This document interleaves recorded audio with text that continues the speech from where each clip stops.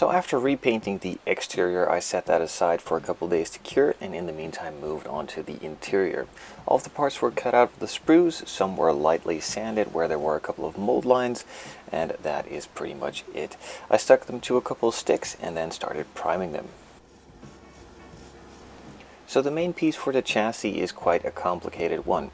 It is, for one, the chassis itself, then on the rear section it has a part of the body, and on the top section it is the base for the interior.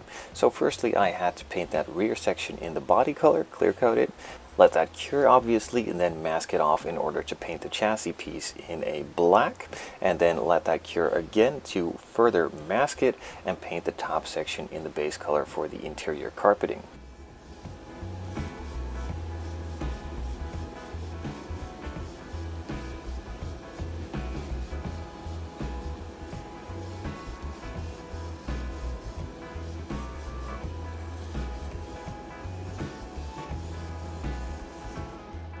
So after leaving the chassis to cure for a bit, I carefully started masking it off in order to paint that base coat color for the carpet. I decided to go with a really dark blue. I had some really fun colors that USCP sent me for some of the flocking material to simulate the carpet, and I matched the paint to that flocking material color.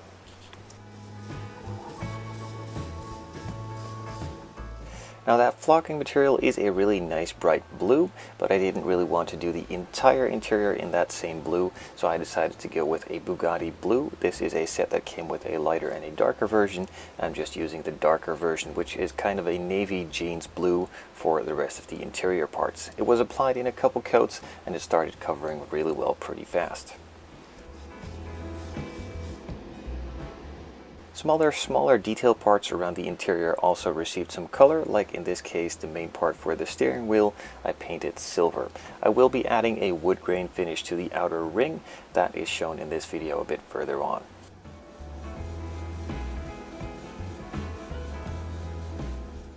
On the dashboard in the center there is a nice cluster with a couple gauges and some buttons that was painted silver. When unmasking, I discovered that I wasn't really thorough enough with the initial masking, and some silver overspray had come through. That of course needs to be fixed. I did some quick dirty masking and just painted that edge black again.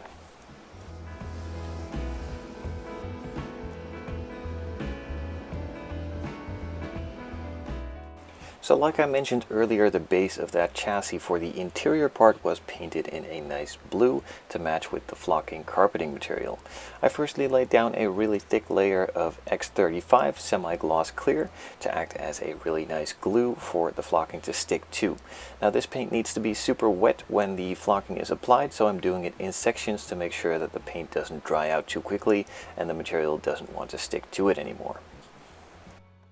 The dashboard itself is already a super nicely detailed piece, and with a bit of paint it can be made to look even better. Now luckily in the kit there are a lot of decals applied for all the different gauges, and even for a center console piece in the middle, fully stickered out with all of the details that need to be there, even for the radio piece that is a little lower. Now it is a bit harder to put this decal in place, as it of course needs to form over a couple of the other pieces and needs to be positioned properly. Now I did misalign it just a little bit, but I'm just going to leave it here, because if I would need to fix it with paint it wouldn't even look close to this good. Now there are some other decals in the decal sheet included too for just the gauges, if you want to paint that center console piece in a different color, because with these Jaguars there were a couple different options that I've seen online. Some were fully leather matching with the rest of the interior, others were silver like this, and many other combinations out there too. So with the decal sheet you are good to do any of those options.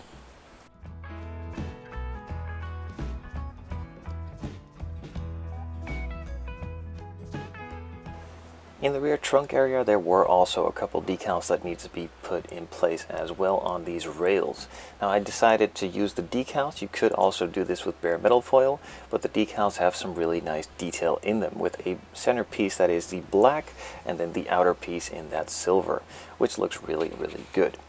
Once the decals were all applied and nicely cured, I moved all the parts back into the spray booth to apply a nice flat clear coat on top to give it a nice super even finish all over. So something typical to this era of car are wooden steering wheels. This one of course has it too, and that needs to be painted on. So that center piece was painted silver earlier in the video, and now I need to make that outer hoop or ring into a wooden simulated look. So to start off, I'm just applying a tone of brown, and then I will be dry brushing a lighter tone of brown on top of it.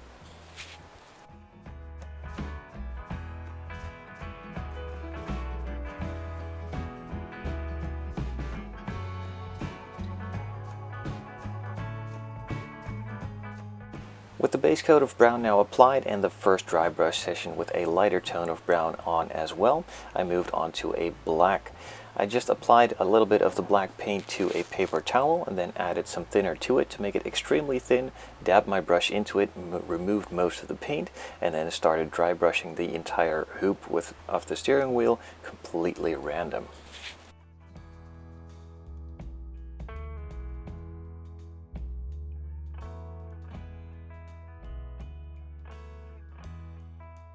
And after the black is applied, we're going to move over to a orange-brown tone. This is orange rust, which again will be dry brushed on as well. I applied a little bit on the paper towel, added a lot of thinner to it to make it extremely thin and also a bit transparent. It will blend all the other colors underneath together just a little bit, but it will still add even more of the wood grain finish.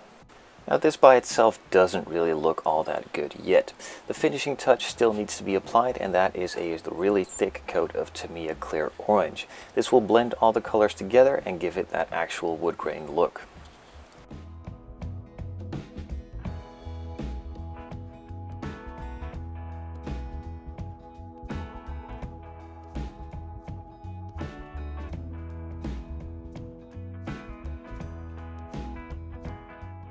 It was a bit hard to show this on video, so I took some photos of the close-ups as well to show the exact result.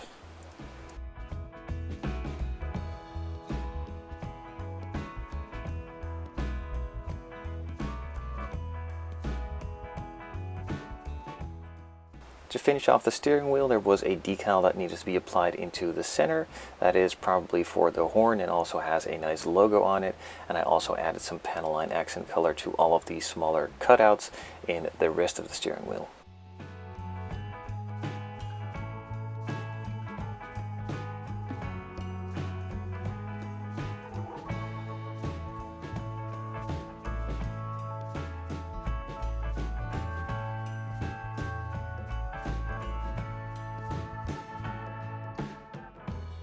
On the center console, there was a detail that needed to be painted black, a sort of trim piece surrounding the shifter, and on the front section of that panel, I laid down a really small thin bead of paint with a superfine brush and removed the excess paint with a small toothpick. A little while ago, a subscriber kindly commented about this technique. I've heard of it in the past, but never really used it somehow. You just mix up some 2-part epoxy and put that on top of the decals for where the gauges are. That gives it a nice glassy, glossy look, and it creates a really super realistic finish.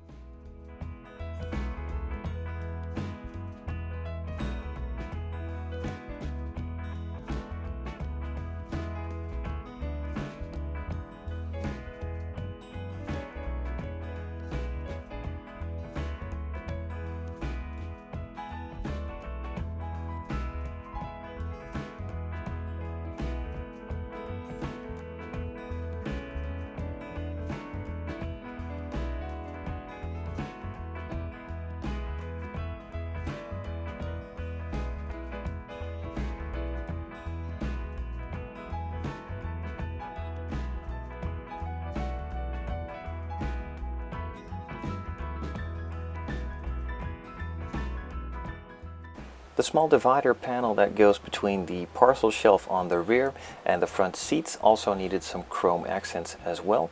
The top section needed to be chromed and a couple of the other parts on there needed to be chromed too. So I applied some bare metal foil, pressed it into place and cut it around carefully and then removed the excess.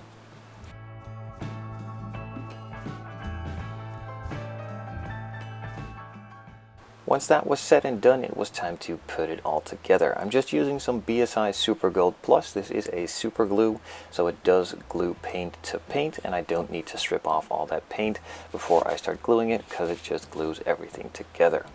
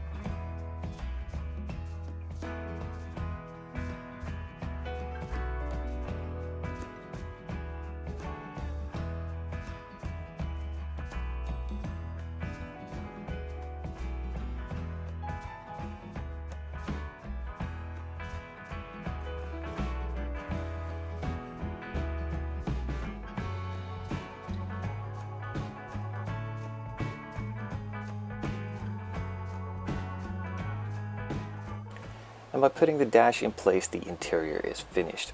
Now in hindsight, the carpet is a bit too bright of a blue to match with the rest of the blue for the interior, but I still really like the way that it combines, and it will look in the end with the exterior color. It's a lot of blue, but I personally really like the outcome. Let me know what you guys think in the comments down below, and I'll see you on the next one.